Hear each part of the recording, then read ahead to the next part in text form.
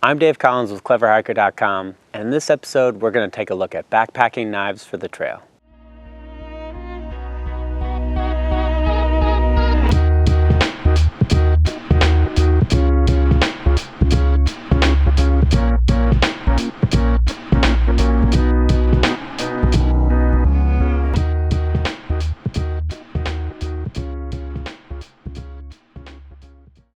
In the wilderness, your knife is a very important tool, and knowing how to use it properly could save your life.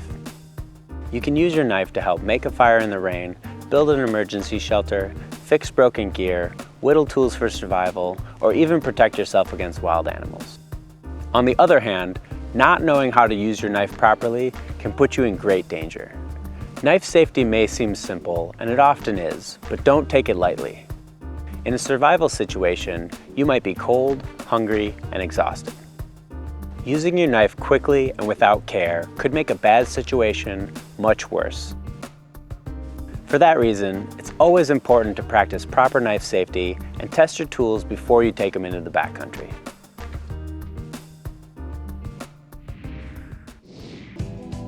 The first rule of knife safety is never cut towards you. Instead, carve away from your body with firm, controlled strokes. Also, make sure that you don't carve around other people. Make sure that you have at least an arm's distance from the nearest person around you. Never rush or make quick strokes, and always pay attention to what you're doing. Even the most experienced outdoorsman can make mistakes. Don't run with an open knife or try to grab a falling blade. If you drop your knife, let it fall to the ground and move your feet out of the way. Don't leave an open blade lying around, and always use two hands to close your knife safely. Don't hand someone an open knife if it can be closed. If it's a fixed blade knife, hand it to them handle first and make sure they have a firm grip before you let go. Don't throw your knife or use it to pry things open because blades can easily break. Always put your knife in the same location after using it so you can easily find it.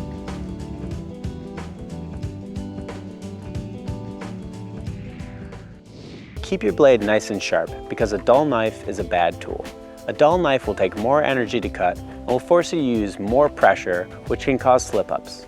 There are a lot of ways to sharpen a knife, so if you have an expensive blade, make sure you do a little research first. To sharpen a simple pocket knife, you'll only need a basic sharpening stone and some sharpening lubricant or water. If your knife is dull or damaged, use the coarse side of your sharpening stone first, then switch to the fine grain side to get that razor sharp edge. To start, lubricate your sharpening stone. Then, hold your knife at a 10 to 15 degree angle and push it down the sharpening stone, tapering off at the end to sharpen the tip of your knife. Do this 8 times on one side, then flip the blade over and do it 8 times on the other side. Make sure to keep your sharpening angle consistent throughout the entire process. Once you've completed 8 strokes on each side, do 8 more strokes alternating sides to keep your knife edge centered and even. Also, be sure not to neglect the part of the blade that's closest to the handle because that's the area that you'll be using the most for carving. When you've completed the sharpening process on the coarse side of your sharpening stone, flip the stone over and repeat the process on the fine grain side. Test your knife by slicing a piece of paper. If it cuts easily, then it's good to go. If the paper crumples, then it probably needs more sharpening. Also, don't test the sharpness of your knife with your fingers or any body parts. It's better to use a small stick than to risk a foolish cut. Having the right type of blade for your trip depends on what you want to use it for. A fixed blade knife doesn't have any moving parts, so it will be strong and reliable. They're very tough and can be good for heavy use in survival situations. The downside with fixed blades is that they're heavy and bulky, so it's rare to see backpackers carry them on the trail.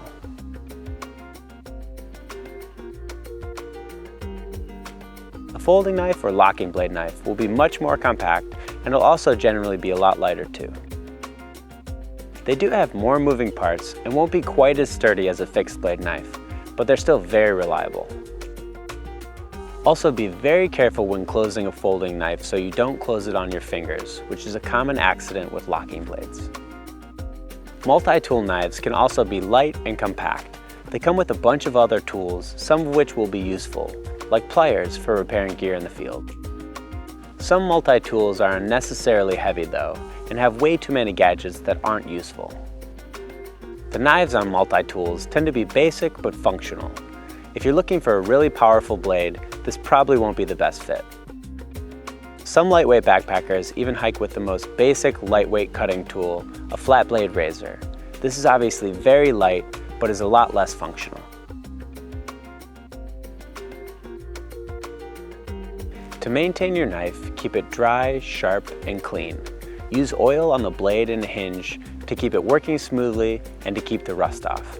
Never try to take apart your knife or wash it in a dishwasher.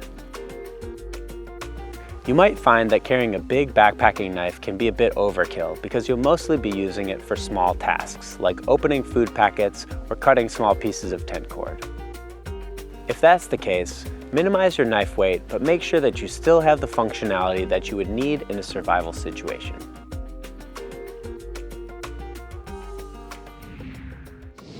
Carrying a trusty knife and knowing how to use it properly could make a big difference on your next backpacking trip. I'm Dave Collins with cleverhiker.com. Hike light, hike smart, and have fun.